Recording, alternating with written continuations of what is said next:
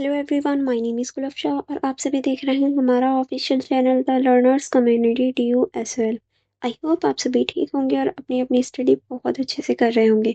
देखिए, आज की जो मेरी वीडियो होने वाली है ये बीए प्रोग्राम की होने वाली है। बीए प्रोग्राम में जो आपका 5th सेमेस्टर है, जो आपकी हिस्ट्री है, जिसका नाम है हिस्ट्री ऑफ इंडिया 1700 से 1857। अगर आपके पास भी हिस्ट्री है तो हम लोग क्वेश्चन पेपर जो है वो कवर कर रहे हैं, यानी आपके जो इम्पोर्टेंट क्वेश्चन पेपर हैं 2 ईयर्स के हम लोगों ने कवर कर रहे हैं। और मैं आपकी इन्फॉर्मेशन के लिए बता दूं, मैं ऑलरेडी 1 क्वेश्चन पेपर कंप्लीट करवा चुकी हूँ। आज हमारा सेकंड क्वेश्चन पेपर होने वाला है। तो अगर आपने प्रीवियस वीडियोस नहीं देखी हैं तो लिंक आपको डिस्क्रिप्शन बॉक्स में मिल जाएगा, एंड नोट्स के लिए भी आपको डिस्क्रिप्शन बॉक्स में लिंक मिल जाएगा। अदरवाइज आप हमारे ऐप को भी डाउनलोड कर सकते हैं। चलिए फिर स्टार्ट करेंगे क्वेश्चन पेपर 2 से।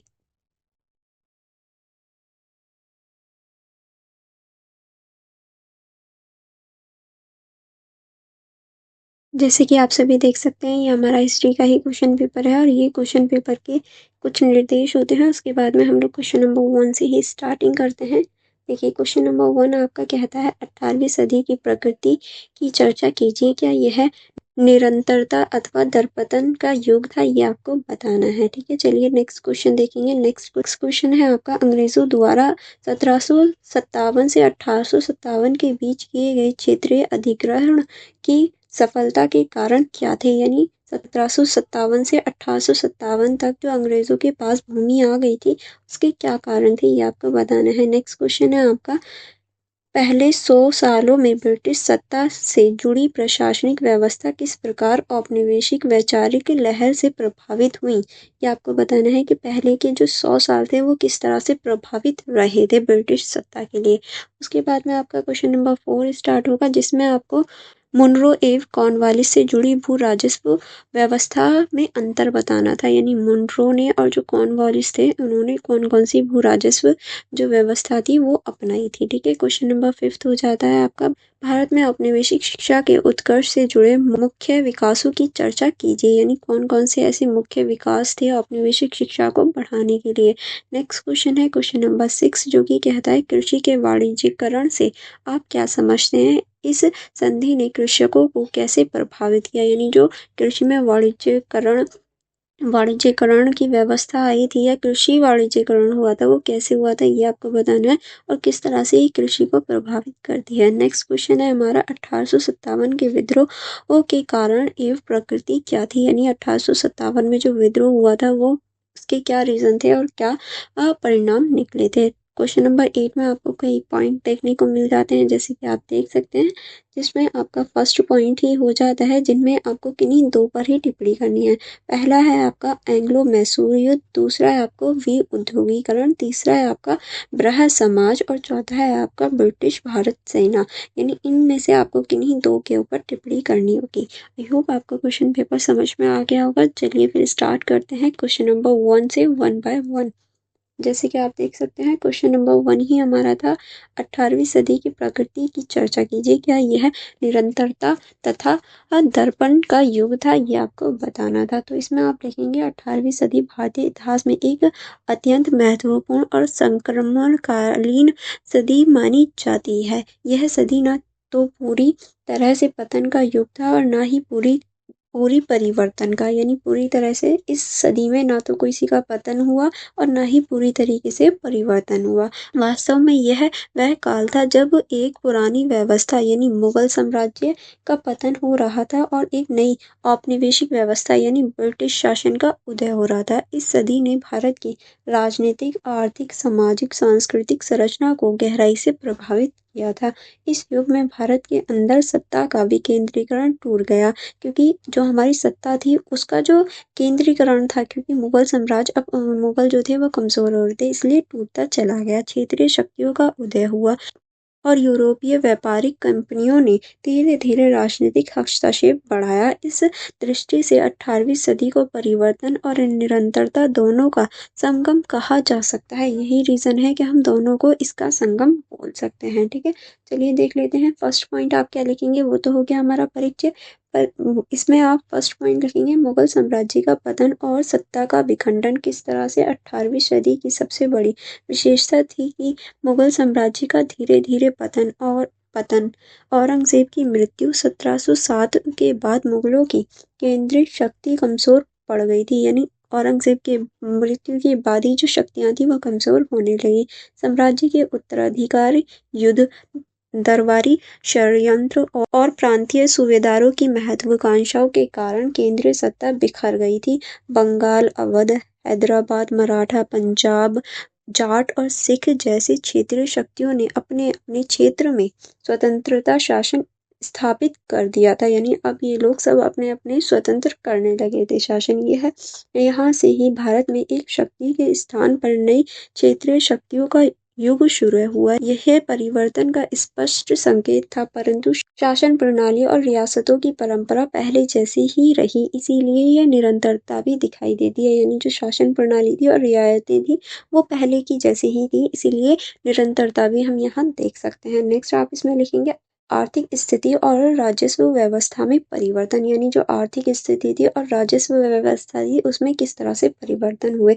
18वीं सदी में भारत में अर्थव्यवस्थाएं संकट में थी, जागीरदारी व्यवस्था कमजोर पड़ चुकी थी, किसान भारी करों से परेशान थे और उत्पादन घट रहा था, किंतु साथ ही क्षेत्र राज्यों में व्यापक और उद्योगों के नए केंद्र भी उभर रहे थे, यानी किसान भी बहुत परेशान थे और उद्योग भी बढ़ रहा था। जैसे बंगाल का कपड़ा उद्योग, गुजरात का व्यापार और दक्षिण का हस्तशिल्प, या आप उदाहरण के रूप में लिख सकते हैं। आपको ये उदाहरण पता होनी चाहिए। नेक्स्ट आप इसमें लिखेंगे यूरोपीय व्यापारिक कंपनियां, विशेष अंग्रेज ईस्ट इंडिया कंपनी इस व्यापार में शामिल होकर भारतीय अर्थव्यवस्था पर नियंत्रण स्थापित करने लगी। यह परिवर्तन भारत की पारंपरिक अर्थव्यवस्था से औपनिवेशिक अर्थव्यवस्था की ओर एक बड़ा कदम था, यानी भारत की अर्थव्यवस्था जो पारंपरिक थी उसको छोड़ के जो औपनिवेशिक अर्थव्यवस्था की थी उसकी ओर अग्रसर हो रहे थे, उसकी ओर बढ़ रहे थे। नेक्स्ट आप इसमें लिखेंगे यूरोपीय शक्तियों का उदय और औपनिवेशवाद की शुरुआत। किस तरह से 18वीं सदी में यूरोपीय शक्ति भारत में व्यापार के बहाने राजनीतिक हस्तक्षेप करने लगी। पुर्तगाली, डच, फ्रांसीसी और अंग्रेजों के बीच वाणिज्यिक प्रतिस्पर्धा बढ़ गई, यानी आप यहाँ पर जो कंपटीशन था वो इनके बीच बढ़ने लगा। 1757 की प्लासी की लड़ाई और 1764 की बक्सर की लड़ाई के बाद अंग्रेज भारत की प्रमुख शक्ति बन चुके थे। यह घटना 18वीं सदी को औपनिवेशिक परिवर्तन का प्रारंभ बताती है। यहीं से भारत में ब्रिटिश साम्राज्य की नींव पड़ी, यानी जब ये प्लासी का युद्ध और बक्सर का युद्ध जीत गए थे तभी से भारत में ब्रिटिश सत्ता एक तरह से मजबूत हो गई। नेक्स्ट आप इसमें लिखेंगे सामाजिक और सांस्कृतिक परिवर्तन से निरंतरता। किस तरह से, इसमें आप लिखेंगे जहाँ राजनीतिक और अर्थव्यवस्था में परिवर्तन दिखे वहीं सामाजिक और सांस्कृतिक जीवन में काफी हद तक निरंतरता देखने को मिल रही थी। ठीक है, चलिए आगे देखेंगे। आगे आप इसमें क्या लिखेंगे,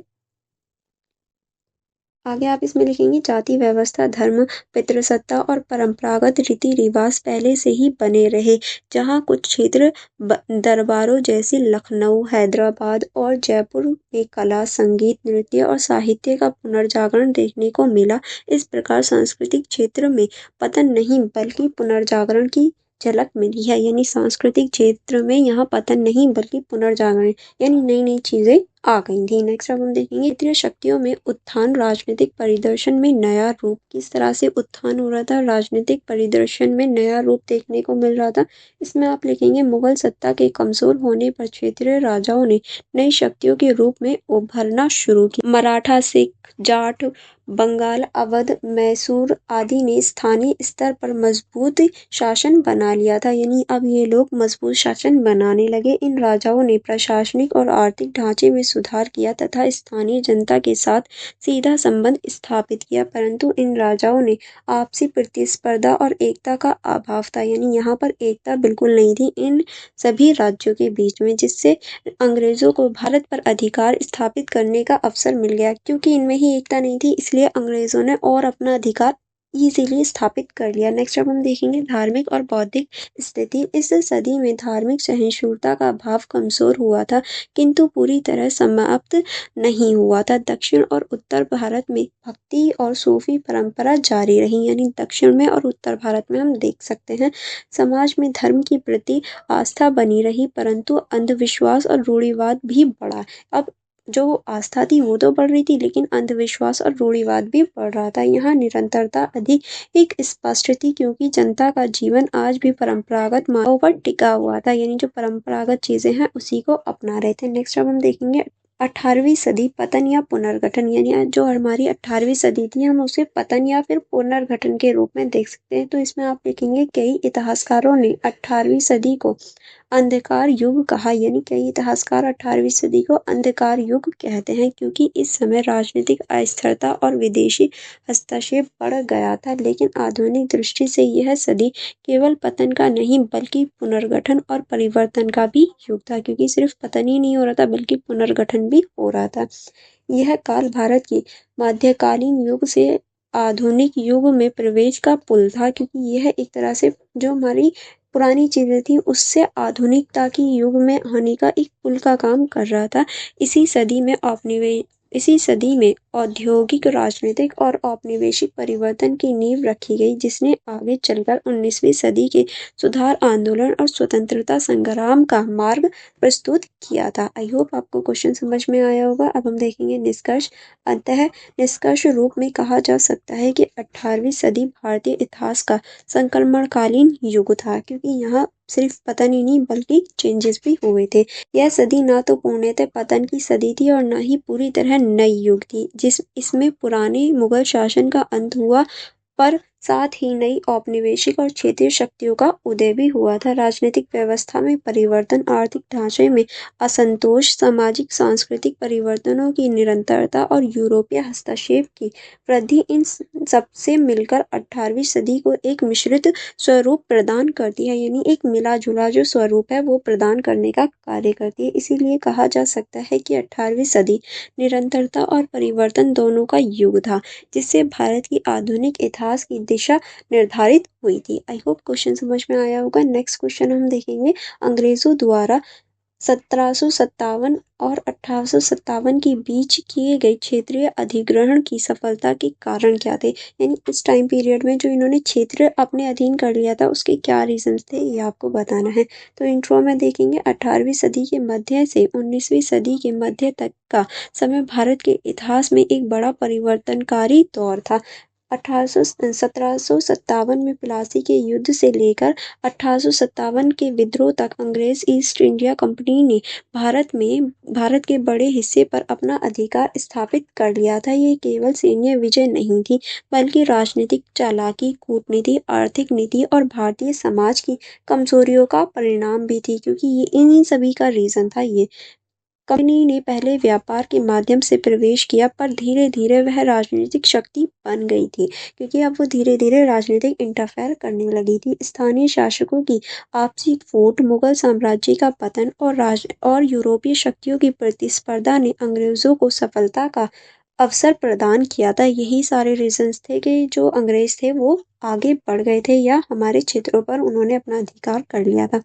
तो इसमें आप वन बाय वन लिखेंगे। भारतीय राजनीतिक व्यवस्था की कमजोरी, क्या क्या कमजोरी थी, तो इसमें आप लिखेंगे 18वीं सदी में मुगल साम्राज्य अपने पतन की ओर था, केंद्र सत्ता कमजोर हो चुकी थी और उसके स्थान पर बंगाल, अवध, हैदराबाद, मराठ, सिख और मैसूर जैसे क्षेत्रीय राजा उभर रहे थे। इन राजाओं के बीच आपसी ईर्ष्या और युद्ध ने एक एकीकृत भारतीय शक्ति के बनने की संभावना को समाप्त कर दिया था। अंग्रेजों ने इसी विखंडन का लाभ उठाया।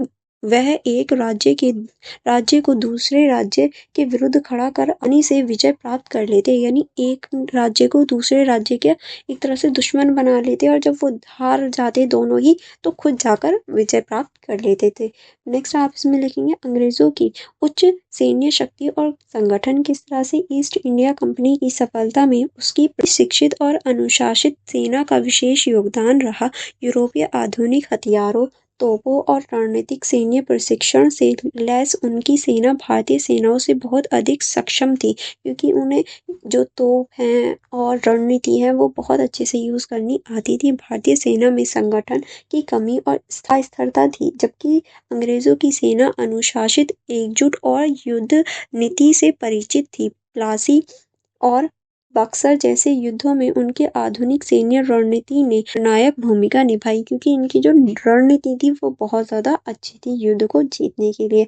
नेक्स्ट आप इसमें लिखेंगे भारतीय शक्तियों की आपसी फूट और विश्वासघात। किस तरह से भारतीय शक्ति अंग्रेजों के विरुद्ध एकजुट नहीं हो पाई। बंगाल के नवाब सिराजुद्दौला को उसके अपने सेनापति मीर जाफर ने धोखा दिया, जिससे प्लासी की लड़ाई में अंग्रेजों की जीत हुई थी। अब देखो हम लोग अपने आप को ही धोखा दे रहे थे, जैसे कि मीर जाफर को उसके ही सेनापति जो मीर कासिम थे उन्होंने धोखा दिया था अंग्रेजों के लिए। इसी तरह मराठों, हैदराबाद, सिख और अन्य शक्तियों के बीच भी कोई स्थायी एकता नहीं थी। अंग्रेजों ने फूट डालो और राज करो की नीति अपनाकर भारतीय शक्ति को एक दूसरे के विरुद्ध ही खड़ा कर दिया था। इनकी एक सिंपल सा फंडा या एक सिंपल सी रणनीति थी कि फूट डालो और राज करो, और ये इसी को हमेशा फॉलो करते थे। नेक्स्ट हम देखेंगे अंग्रेजों की कूटनीतिक चतुराई और नीति किस तरह से। इसमें आप लिखेंगे ईस्ट इंडिया कंपनी ने न केवल युद्धों के माध्यम से बल्कि राजनीतिक और कूटनीति के माध्यम से भी विजय प्राप्त की। यानी ये सिर्फ युद्ध ही नहीं करते थे बल्कि राजनीतिक और जो कूटनीतिक नीतियां थी उन्हें भी फॉलो करते थे। उन्होंने सिंधु समझौते पर विश्वघात की रणनीति से भारतीय राजाओं को अपने अधीन कर लिया।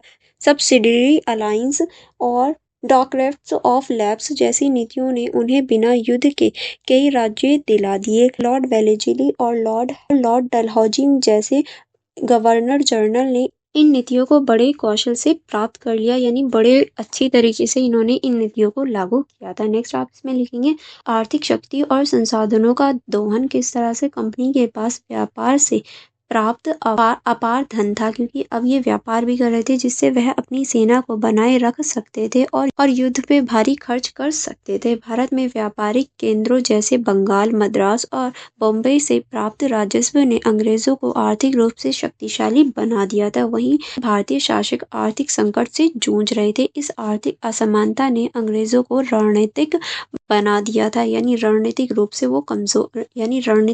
वो मजबूत हो गए थे और भारतीय जो थे वो कमजोर भी होते जा रहे थे आर्थिक रूप से भी।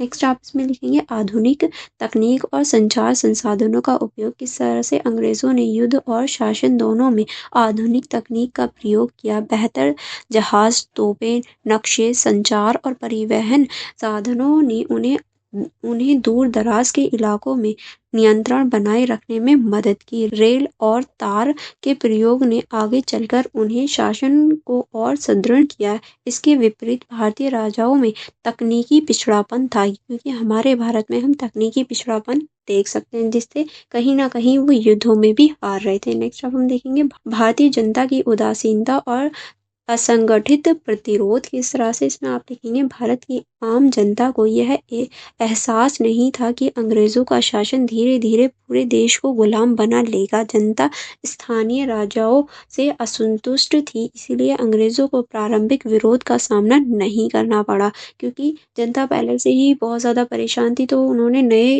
अंग्रेजों के शासन से कोई भी विरोध नहीं किया था। सामाजिक और धार्मिक भेदभाव के कारण जनता एकजुट नहीं हो पाई। कंपनी ने इस सामाजिक असमानता का भरपूर लाभ उठाया, जिसकी वजह से वो आसानी से हम पर नियंत्रण कर पाई, या फिर ये कहें हम पर शासन कर पाई। आई होप क्वेश्चन समझ में आया होगा। अब हम देखेंगे निष्कर्ष। 1757 से 1857 तक ईस्ट इंडिया कंपनी की सफलता अनेक कारणों का परिणाम थी। कौन कौन से कारण थे वो अभी हमने देख लिए। भारत की राजनीतिक अस्थिरता, शासकों की आपसी फूट, अंग्रेजों की कूटनीतिक नीतियां, आधुनिक सैन्य शक्ति और आर्थिक संसाधनों ने मिलकर उनके साम्राज्य की नींव मजबूत की थी, क्योंकि ये सारे ही जो कारण थे वो अंग्रेजों को मजबूत करते। भारत जनता की एकता और राष्ट्रीय भावना के अभाव ने इस विजय को और आसान बना दिया, और 100 वर्ष में भारत धीरे धीरे एक स्वतंत्र सभ्यता से औपनिवेशिक शासन के अधीन चली गई। यानी 100 साल में ही हम स्वतंत्र सभ्यता से एक तरह से गुलाम बन गए थे। 1857 के विद्रोह ने पहली बार अंग्रेजों के शासन को चुनौती दी, पर तब तक कंपनी का साम्राज्य पूरे भारत में फैल चुका था। इस प्रकार ईस्ट इंडिया कंपनी की क्षेत्रीय विजय की सफलता भारत के इतिहास का एक निर्णायक मोड़ बन गई, जिसने आने वाले 150 वर्षों के औपनिवेशिक शासन की नींव रख दी। यानी यही रीज़न थे कि अंग्रेज़ों ने हम पर 150 साल तक शासन किया था। आई होप आपको ये क्वेश्चन अच्छे से एंड क्वेश्चन पेपर अच्छे से समझ में आ गया होगा, क्योंकि क्वेश्चन पेपर के जो आगे के जो क्वेश्चंस हैं वो हम लोग सेकंड वीडियो में कवर करेंगे। ओके।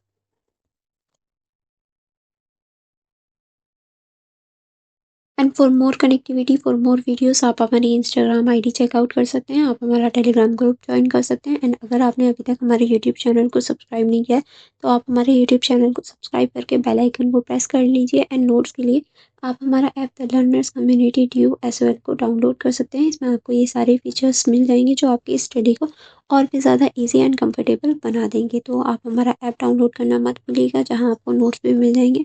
एंड मेरी वीडियो को लाइक भी ज़रूर कीजिएगा। चलिए फिर मिलेंगे नेक्स्ट वीडियो में। Thank you for watching everyone.